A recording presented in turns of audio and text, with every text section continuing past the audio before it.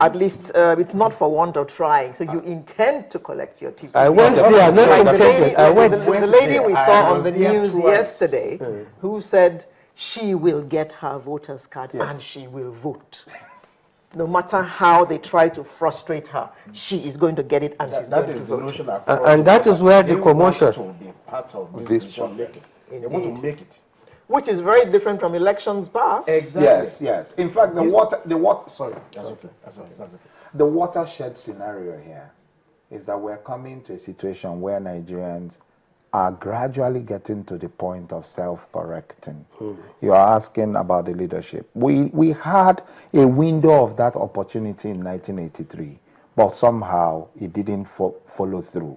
The class of 79 elected officials were not returned in 1983.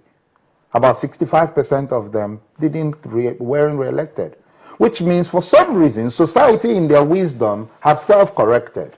But that self-correction wasn't allowed to gain traction. In 3 months, it was truncated. Fast forward to 2015.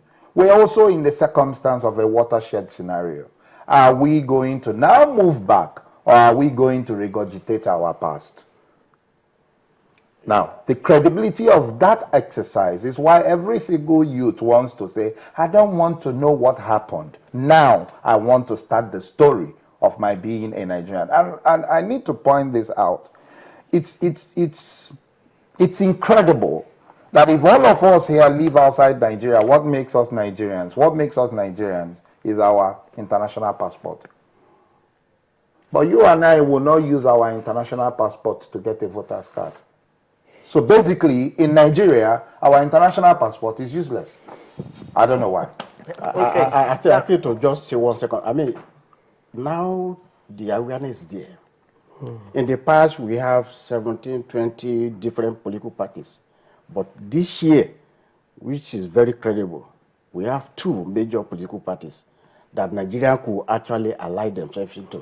So that one is bringing out people that, yes, I want to vote this, I want to vote that. Now, Olufemi Olomino says 20 years ago, they said we were the future.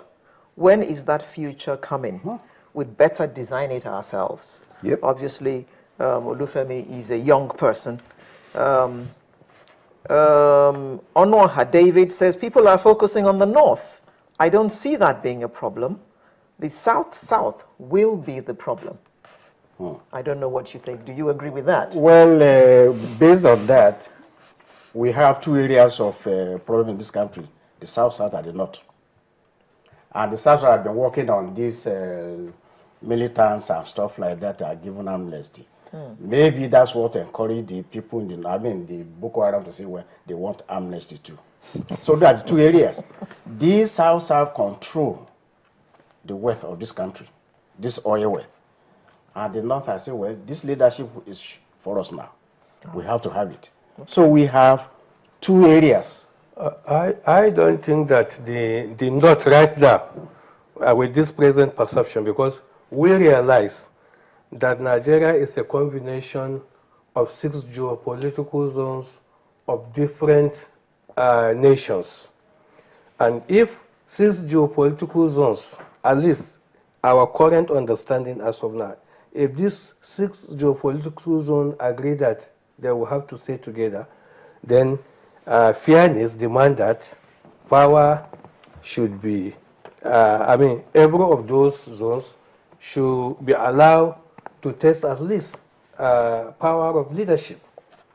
And in doing so, we discover that there should be fairness, there should be justice, there should be equity.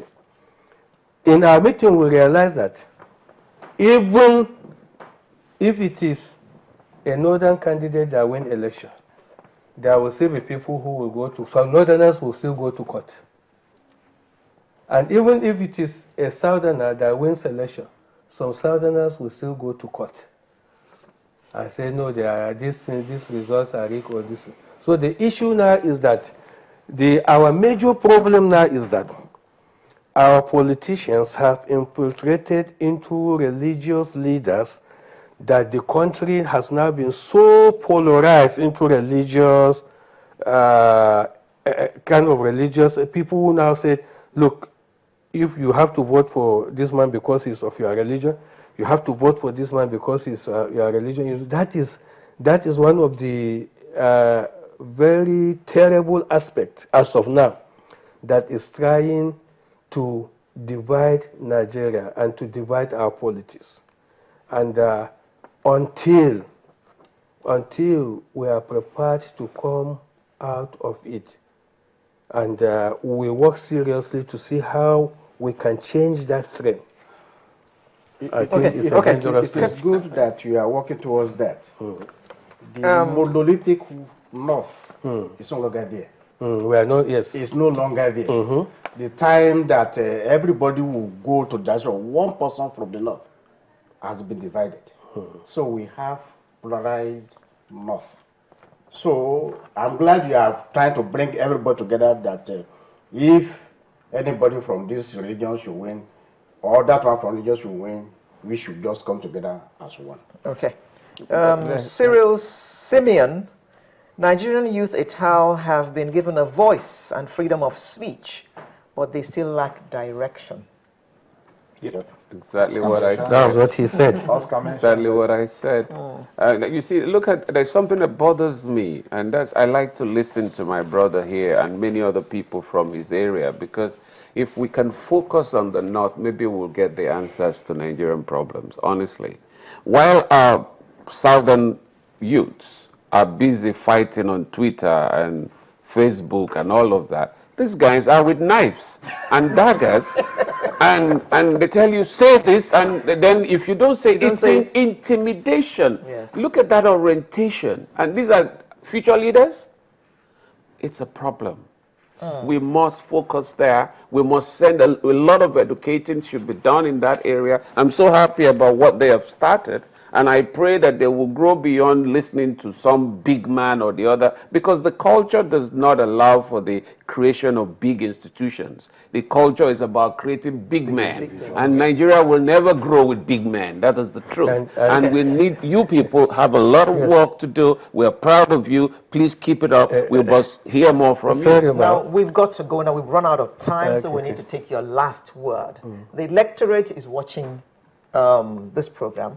And elections are supposed to be next week and 2 weeks from then. What is your message to them, please? Let's close with that. Message to who? The Electorate. The Electorate, I'll say to them, please, let us play down the hate. Let the passion be for Nigeria and not for any political party. But if it should be for a political party, let's be objective. Pastor? Yes, my appeal to all our Southern brethren, because we in the North now, we are seeing a kind of agenda of Southernization, wanting to vengeance, and I think if we are truly Christians, we should leave vengeance unto God. This Southernization. What is the South avenging? For what? The issue is that if you look at it, people are saying even on their TV now, these Northerners, deal with them, because everyone is assumed that every Northerner is a Muslim. We are Christians there. Pastor, where did you hear that? Where did you hear we this, haven't Pastor? heard it. I've never heard this. You didn't hear it. Read papers. They are there in the papers. Some big people are saying it. Okay, all right. My Professor. message is, don't carry cutlass. Don't carry knife. Carry your voter's card and go and vote. Your conscience. Don't let anybody intimidate you. Exactly do what we are supposed to do. If you elect, mind my word, non-entity, the result you are getting there is nonsense. Elect somebody who is going to address the issues that affect you, the future of your children. So forget about this regional thing, forget about religious issue. Vote exactly your conscience with your voter's card, not cutlass, not knife, not gun. Terence. To the youths of Nigeria, whom I believe are the largest voting bloc, do not be goaded into being emotional. It will not help you. Rather, as a youth that is cerebral, dispassionately analyze what your choices are. And also, remember, it does not stop at the presidential election. There are the senators, there are the federal house, there are the governors, and there are the state houses. Those blocks actually weigh more directly to you than what happens in Aso Rock. Thank you very much. We have been chatting with Pastor Haruna Karatu, who's Director of Finance, Christian Association of Nigeria, 19 Northern States and Abuja.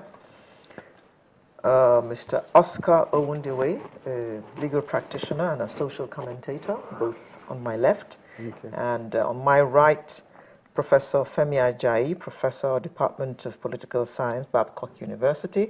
Thank you. And Terence Onyejako, Coordinator of Act Now Niger. Thank you all very much for coming to share your insights with us this morning, Thank you gentlemen. very much. Sunrise will return in just a moment with another interesting conversation. Stay with us.